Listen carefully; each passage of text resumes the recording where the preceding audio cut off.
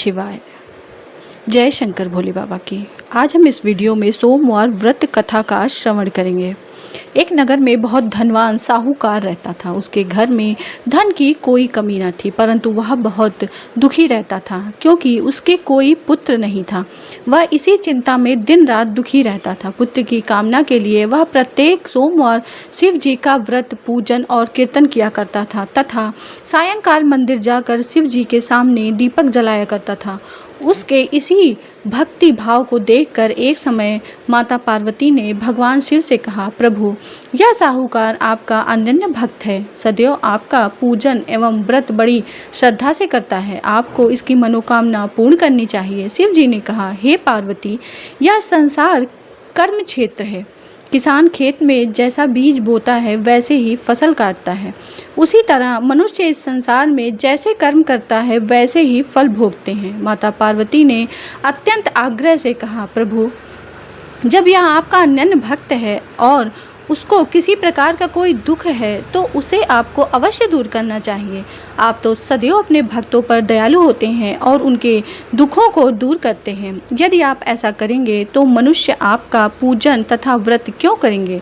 माता पार्वती का ऐसा आग्रह देख शिव जी बोले, हे पार्वती, इसको कोई पुत्र नहीं है। इसी चिंता में यह अत्यंत दुखी रहता है। इसके भाग्य में पुत्र न होने पर भी मैं इसको पुत्र प्राप्ति का वर देता हूँ, परंतु वह पुत्र केवल 12 वर्ष तक ही जीवित रहेगा। इसके पश्चात वह मृत्यु को प्राप्त हो जाएगा। इससे अधिक मैं इसके लिए कुछ नहीं कर सकता।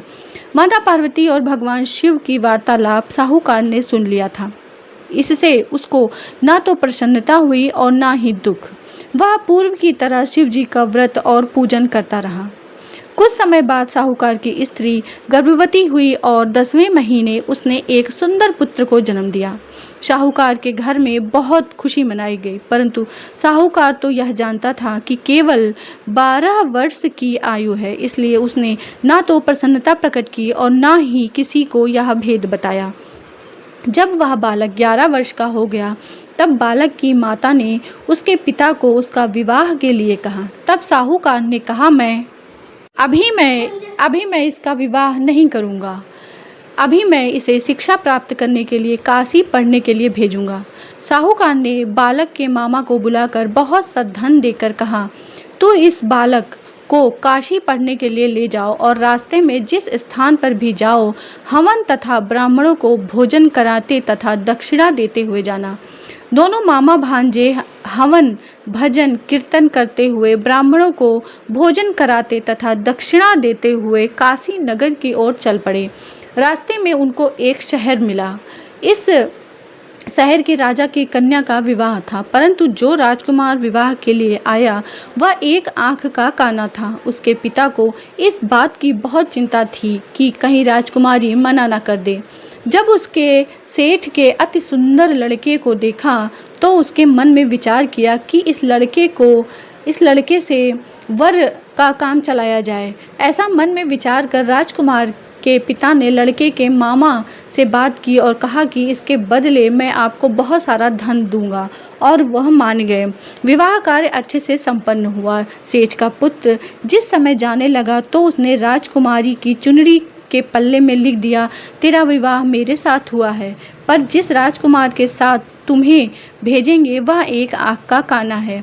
मैं काशी पढ़ने जा रहा हूँ। सेठ के लड़के के जाने के पश्चात राजकुमारी ने जब अपनी चुनरी पर ऐसा लिखा हुआ पाया तो उसने राजकुमार के साथ जाने पर मना कर दिया।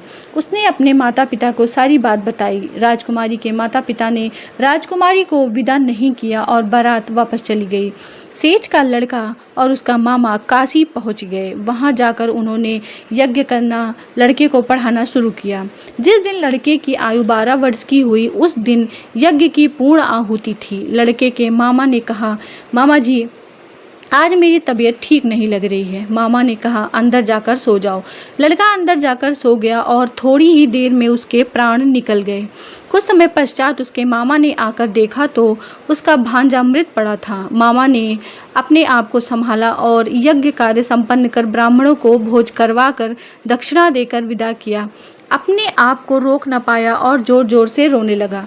संयोगवश उसी समय शिव पार्वती उधर से जा रहे थे। तब उन्होंने जोर जोर से रोने की आवाज़ सुनी तो माँ पार्वती कहने लगी, स्वामी, कोई दुखियारा आपको पुकार रहा है, आपको इसकी सहायता करनी चाहिए। माँ पार्वती और शिव जी वहाँ गए तो देखा कि वहाँ एक लड़का मृत पड़ा था। माता पार्वती कहने लगी, स्वामी, यह तो वही लड़का है जो आपके वरदान से उत्पन्न हुआ था। शिव जी ने कहा, हे पार्वती, इसकी आयु इतनी ही थी और यह भोग चुका है। पर कोमल मन माँ पार्वती ने कहा, स्वामी, इसको जीवन दान दो, नहीं तो इसके माता पिता तड़प तड़प कर मर जाएंगे। माता पार्वती के बार बार आग्रह करने पर शिव जी भगवान ने उसको जीवन दान दिया। शिव जी की कृपा से लड़का जीवित हो गया। उसके मामा अत्यधिक प्रसन्न हो गए। शिव जी और माँ पार्वती कैलाश पर चले गए। शिक्षा पूर्ण होने पर उसके मामा और भांजा यज्ञ करते हुए, ब्राह्मणों को भोजन कराते हुए, दक्षिणा देते हुए अपने घर की ओर चल पड़े। रास्ते में उसी शहर में आए जहाँ उस लड़के का विवाह राजकुमारी से हुआ था। वहाँ आकर उसने यज्ञ प्रारंभ कर दिया। वहाँ के राजा ने उसको पहचान लिया और महल ले जाकर बहुत आव भगत की। बहुत से दास दासियों सहित अपनी राजकुमारी को जमाई लड़के के साथ विदा कर दिया। जब वे शहर के निकट आए तो मामा ने कहा, मैं घर जाकर सूचना दे आता हूँ। उसके पिता शिव जी के मंदिर में बैठे थे। उन्होंने संकल्प ले रखा था, यदि मेरा पुत्र मृत आया तो मैं शिव जी के चरणों में अपना सिर पटक पटक कर प्राण त्याग दूंगा।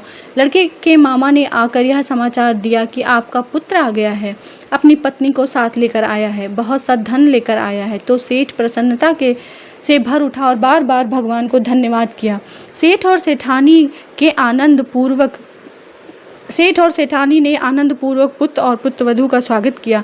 सभी बड़ी प्रसन्नता के साथ रहने लगे और सारी नगरी में कहलवा दिया गया, इस व्रत को करने से विवाह योग्य कन्या को उत्तम वर, उत्तम गुण, रूप, सौंदर्य तथा स्त्रियों को अनेक गुण वाली संतान, सुवर्ण वस्त्र और अखंड सौभाग्य की प्राप्ति होगी तथा पति पत्नी का कभी वियोग नहीं होगा तथा अंत में शिवलोक में निवास करेंगे। यह व्रत ऐश्वर्य को प्रदान करने वाला है। जिस घर में स्त्री पुरुष इस व्रत को करते हैं उस घर में हमेशा भगवान शंकर और माँ पार्वती की कृपा बनी रहती है। जय बोलो शंकर भोले बाबा की जय, पार्वती मैया की जय। पुरुषोत्तम मास में सोमवार व्रत कथा पढ़ने से भगवान शंकर भोले बाबा की असीम कृपा प्राप्त होती है। व्रत के बाद कथा पढ़ना बहुत ज़रूरी होता है, इसलिए आप सोमवार का व्रत करते हैं तो माता पार्वती और शंकर भोले बाबा की इस कथा का श्रवण जरूर करें। भगवान आपकी सारी इच्छाओं को पूरी करें। बोलो शंकर भोले बाबा की जय।